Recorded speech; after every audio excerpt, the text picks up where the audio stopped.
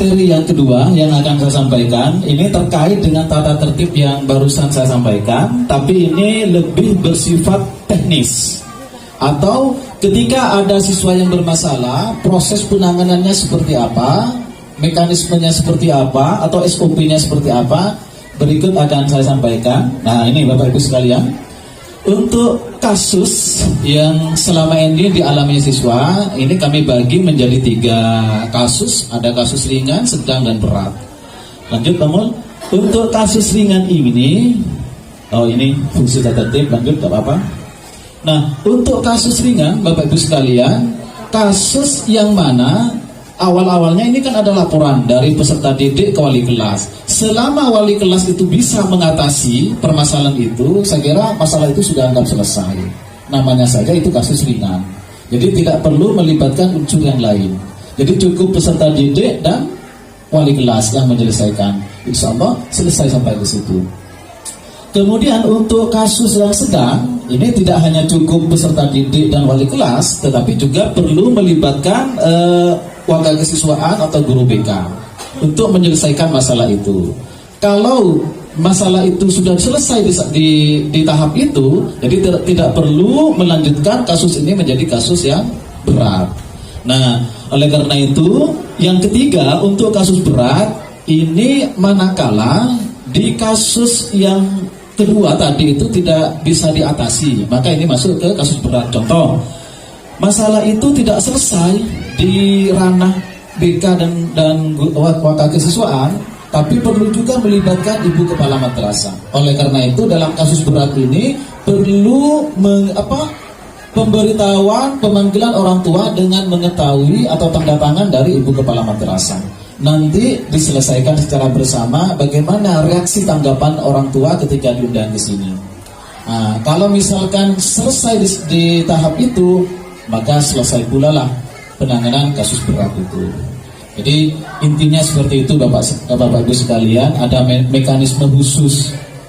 Jadi tidak serta-merta ketika ada masalah manggil orang tua, tidak. Sedikit-sedikit kesalahan siswa langsung panggilan orang tua, tidak. Tapi kesalahan yang sifatnya atau jenisnya agak berat dan butuh tanggapan orang tua, maka kami libatkan orang tua. Saya kira itu Bapak Ibu sekalian. Nah, untuk mekanisme penanganannya ini secara diagram atau secara tabel, mungkin singkatnya begini Bapak Ibu sekalian. Dari siswa itu ke wali kelas, setelah wali kelas ke BK, juga ada kesiswaan, ada orang tua, dan juga kepala sekolah atau kepala madrasah. Saya kira itu Bapak Ibu sekalian penanganannya, proses penanganannya. Baik, lanjut. Nah, materi kedua saya anggap selesai Bapak Ibu sekalian. Ekstra. Lanjut ke materi yang ketiga. Pada materi yang ketiga ini saya akan menyampaikan sedikit tentang kegiatan ekstrakurikuler. Bapak Ibu sekalian, kalau tadi UAK akademik sudah menyampaikan kegiatan intranya, maka kesempatan saya akan menyampaikan kegiatan di bidang ekstrakurikulernya. Perlu diketahui Bapak Ibu sekalian, untuk kegiatan ekstrakurikuler ini kami kelompokkan menjadi 4 bidang. 4 bidang secara umum, yang mana dari salah satu bidangnya ini ada kaitannya dengan program PPMBKH yang akan disampaikan oleh teman sejawat kami Bapak Mohari nantinya. Baik, saya mulai yang pertama, bidang pengembangan diri. Di bidang kecakapan hidup ada 2 jenis kegiatan ekstra. Yang pertama pramuka dan PMR. Perlu diketahui Bapak Ibu sekalian, untuk pramuka ini adalah ekstra wajib. Tapi untuk kelas 9 sepertinya sekarang sudah lacur tak diwajibkan boleh. Penekanannya sekarang di kelas 7 dan kelas 8. Tapi ada baiknya juga Bapak Ibu tahu bahwa pramuka ini memang fokusnya kelas 7, kelas 8. Pak, apakah kelas 9 boleh? Boleh, tidak apa-apa, tidak ada larangan. Untuk kegiatan ekstra PMR ini bukan wajib, sifatnya pilihan Bapak Ibu. Teruntuk siapa saja yang mau dan minat terhadap kegiatan ini. Jadi bukan wajib, tapi ini pilihan. Tidak semua siswa diwajibkan untuk ikut kegiatan ini. Baik, untuk bidang yang kedua, yaitu bidang bimbingan baca tulis Al-Quran atau BTQ, nanti ada kaitannya dengan BPMBKH, tapi ada salahnya juga ketika saya sampaikan secara umum. Yang pertama ada tahfidz juz 30, ada tahfidz juz 1 dan 2, kemudian ada qiraat, dan yang keempat ada matrikulasi Al-Quran. Nah, penekanan saya akan menyampaikan di nomor 4-nya saja.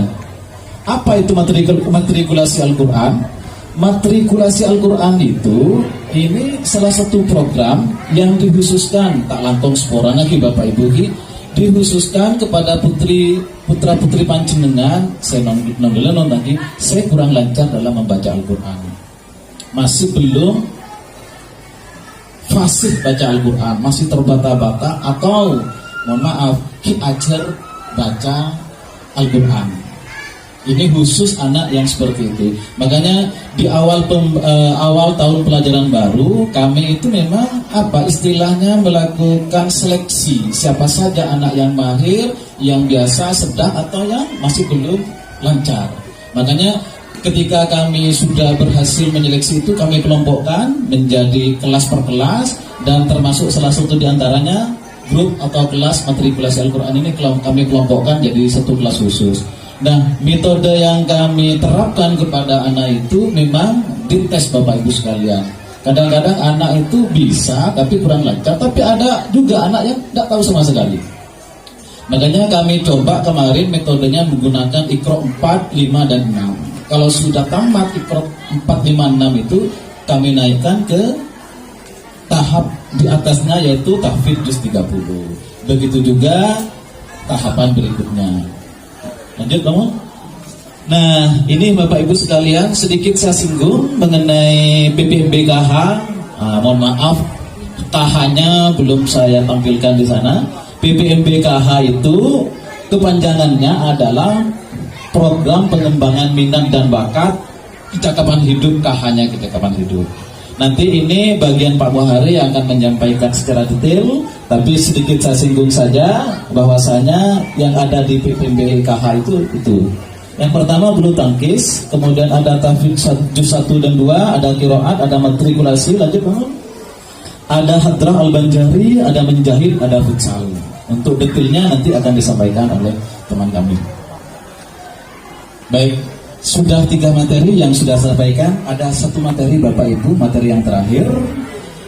Materi ini berkaitan dengan kegiatan OSIS. OSIS adalah organisasi siswa intrasekolah. OSIS ini adalah kegiatan kesiswaan, istilahnya murni, namun tidak lepas dari peran pembimbing, guru pembimbing. Baik.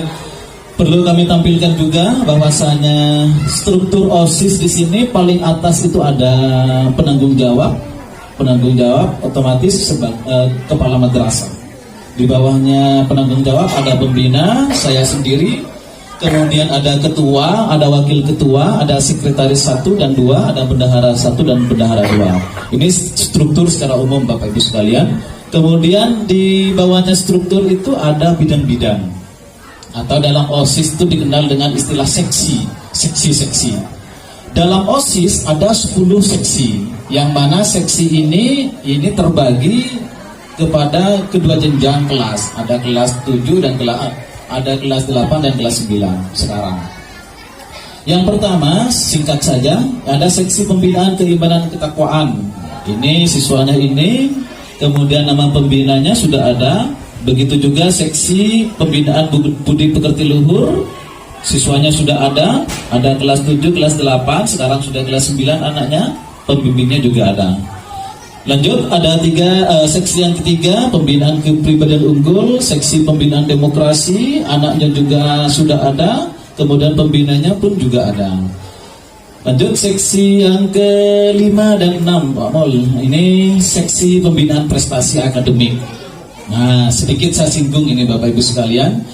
Di OSIS itu ada seksi pembinaan prestasi akademik. Apa ini Pak yang dibina oleh guru? Ya tentunya bagaimana anak itu dibina, yang intinya anak itu nanti bisa bersaing di bidang prestasi akademik. Satu contoh Misalkan anak itu diikutkan kegiatan olimpiade, kemudian KSM dan lain sebagainya. Ini salah satu di antaranya seperti itu Bapak Ibu sekalian. Kemudian ada seksi pembinaan komunikasi dalam bidang bahasa Inggris. Nah, sedikit saya singgung juga. Sebenarnya, mohon maaf sebelumnya Bapak Ibu, beberapa minggu yang lalu, ini di akhir tahun pelajaran semester genap, memang program kami ini melatih anak, terutama yang OSIS dulu, bisa berbicara di depan orang banyak. Bisa, istilahnya tampil berbicara di depan banyak tanpa malu-malu. Ini memang kami latih dari awal.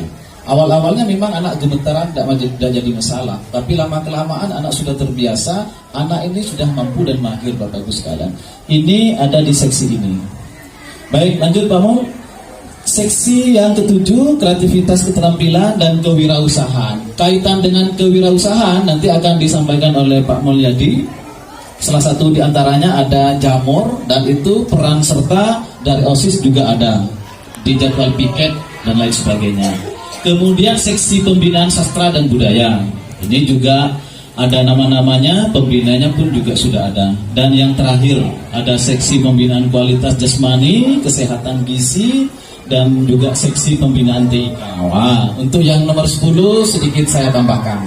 Untuk seksi pembinaan teknologi informasi dan komunikasi, Bapak Ibu sekalian, ada program dari Pak Bustanol selaku pembina. Dulu sebagian OSIS itu sudah dijaring ke lab komputer, dipandu oleh Pak Bus bagaimana caranya anak itu membuat video vlog atau video katakanlah mahir menjadi YouTuber.